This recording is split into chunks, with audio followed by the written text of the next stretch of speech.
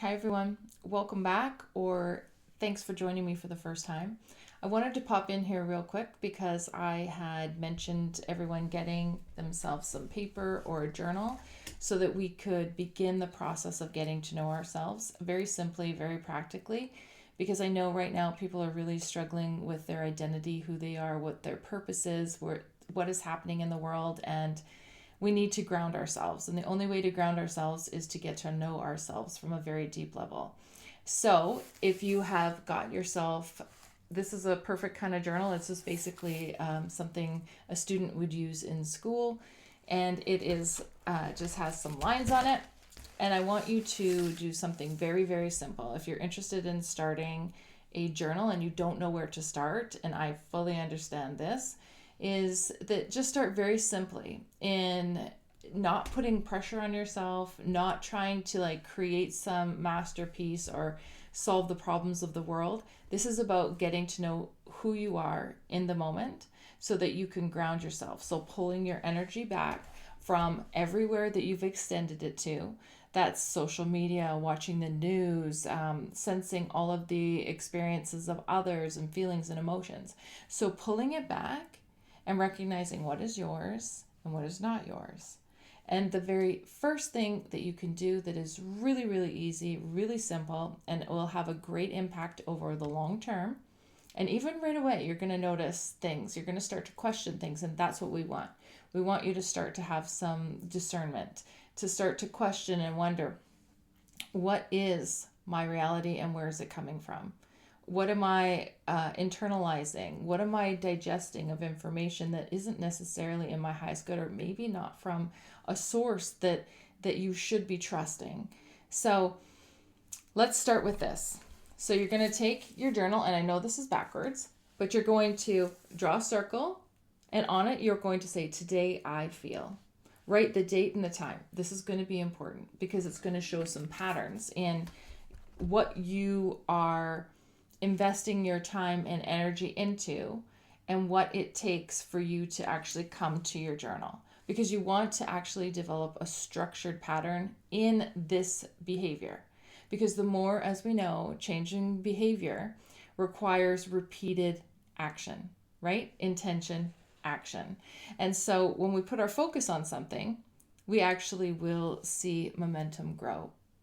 So start with that. Draw a circle, right? Today I feel, put the date and time at the top. And so inside that circle, what I want you to do is to, first of all, you need to get yourself into a space where you are alone.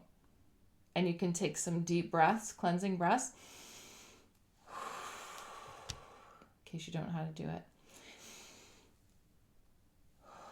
You can do box breathing where you inhale for 5, you hold for 5, you release for 5, and the pause, right? So you're going to be able to calm your central nervous system in order for you to focus in on what you are sensing, feeling, and what that your emotional state is, right? Your emotional, mental, physical state is. So when you put your circle on your piece of paper, which is what I believe has the most value, is when you can come back to it in a tangible form and to be off of electronics, which is an energy source. So right in there, today I feel happy. Today I feel sad. Today I feel angry. Today I feel motivated, or today I feel really frustrated and hopeless, and whatever the feelings that you're having, or maybe it's in your body. Today my knees are killing me, or my back has been really bothering me. Just start noticing things about yourself, right? Physical, mental, emotional, spiritual. And just allow yourself that space and write as much or as little as you are comfortable in doing. And so once you have done that and you feel like you've emptied out what you need to empty out by writing, you're going to close your book. You're going to thank yourself. Say, hey, you know what? Good job. I did this. I had a plan to do it and I did it. And so once you've done that, acknowledge your efforts And then set your book aside in a safe space. And by safe, I keep repeating safe, and I have not fully explained what I understand safe to be and the words that I've come up with to identify what safety is for me. Safety is, for me, it's soulfully aligned, fearlessly engaged. So it's being totally centered in and recognizing the illusions that I have accepted about what I thought my reality was or what the limitations were, things like that, and to just move through those, right? With discernment.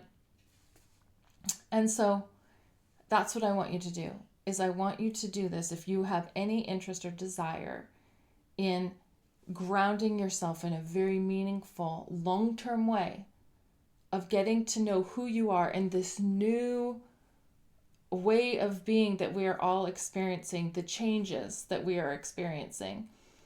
That is the most important thing, is that start small. If you, like anything, if you take off too big of a chunk, you are never going to get anywhere, and you're going to feel demotivated and defeated, because no one can start at the top. You need to start from a very grassroots level. Okay, so I hope that you start to try that.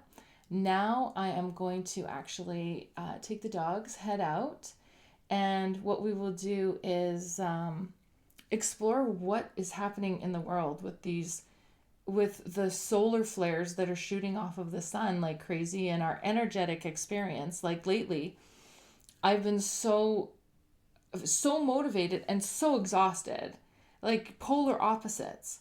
And I've also been drawing a lot of, I always have been drawing infinity symbols, right?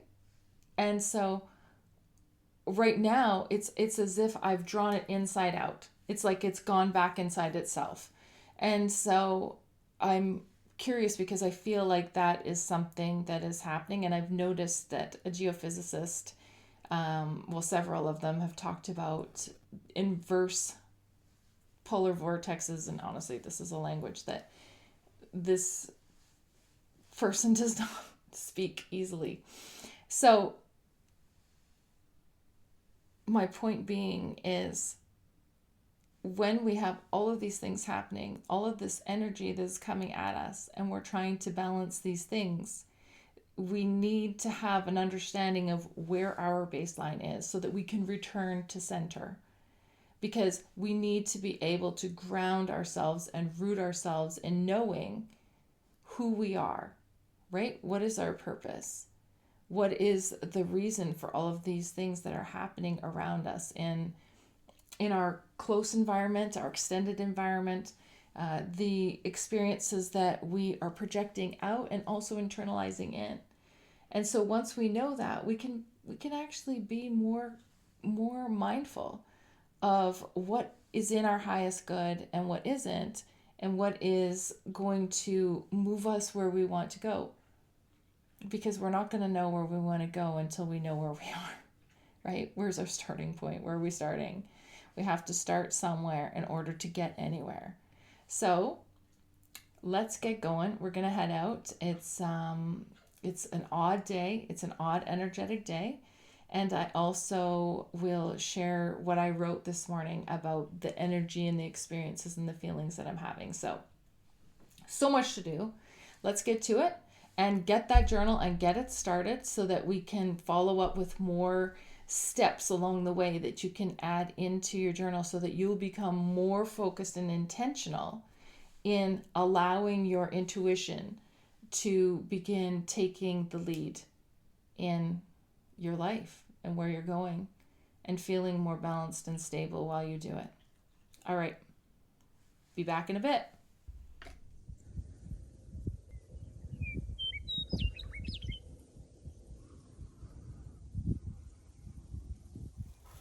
Okay, so we made it. We're outside. And it is still a really odd energy out here. I don't know how to describe it, and I don't even feel like I have to, because I'm sure you're all experiencing it as well. It is a very it's like suffocating. The last few days, one of my kids and I were talking, and it came up how we both felt like it was really hard to breathe. It's suffocating. The energy is just so, like, even now, getting a deep breath feels really hard right now. And you can go through the inventory of your life and say, okay, what's happening in my life that's making everything feel very heavy, stressful? Because I don't feel stressed. I don't. I feel the opposite of stressed, and nothing to be stressed about. I mean, if I spend any time watching the news, not energetically worth seeing is my backronym for the news. For sure, you can get sucked down into that rabbit hole. But again, you have to pick. You have to pick where you put your attention and intention. And yes, are there wars being waged on humanity and the rights of people and the integrity and dignity, all the things that I wrote about? Absolutely. And do we need to stand and face these? 100%. And we need to do it from a place that is not reactionary, that it is centered and balanced and focused, because that's the only way that there will be headway. Because otherwise your energy is dispersed and it doesn't have the same force, doesn't have the same effects that you want it to have. And so I think that's the biggest thing that I'm feeling right now, is this not being able to breathe feels almost like everyone is holding their breath. Everyone is holding their breath, waiting for the next thing to happen, the next problem, the next crisis.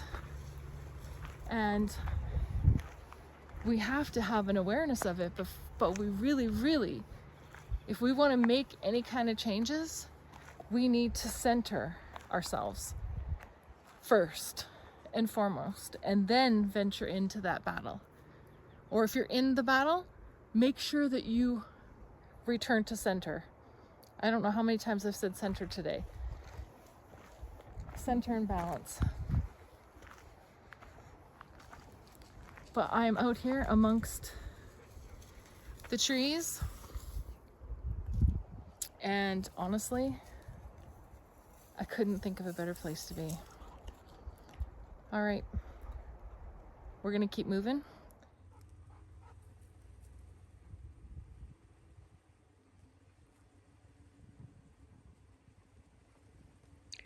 I went outside this morning, and the breeze was so warm and yet so still, suffocatingly still. The sky was overcast. The only way I could describe it is there's a light density. It is as if the particles making up the air have been put on pause while things are arranged in the background.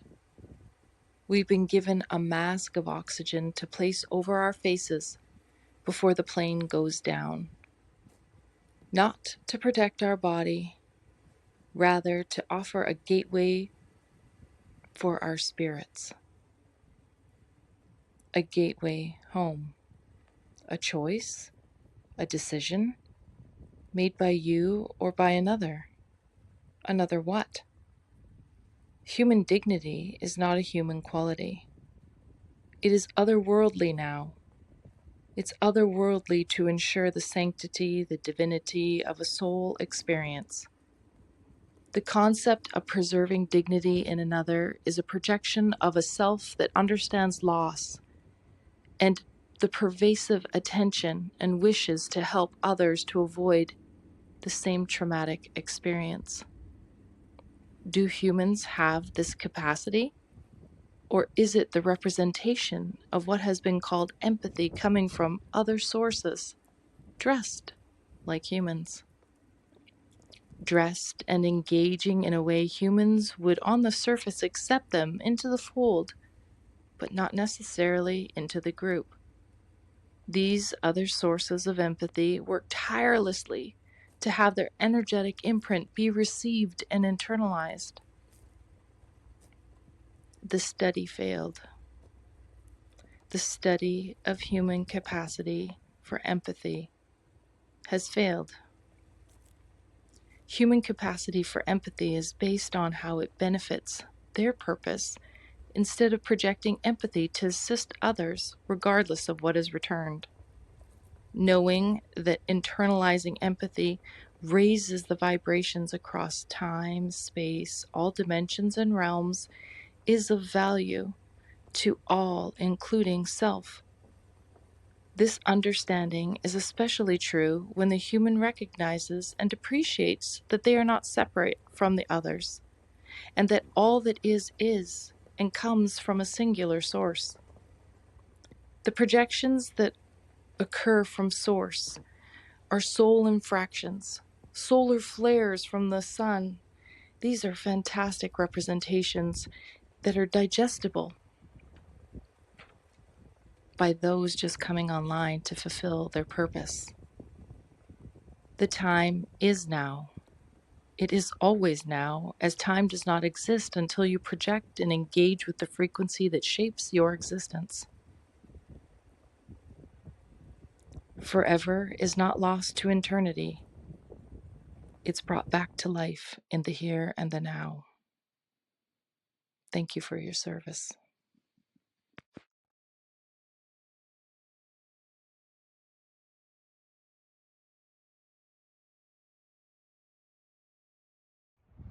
Thanks for watching, everyone. And until the next time, stay safe and stay connected. We'll see you soon.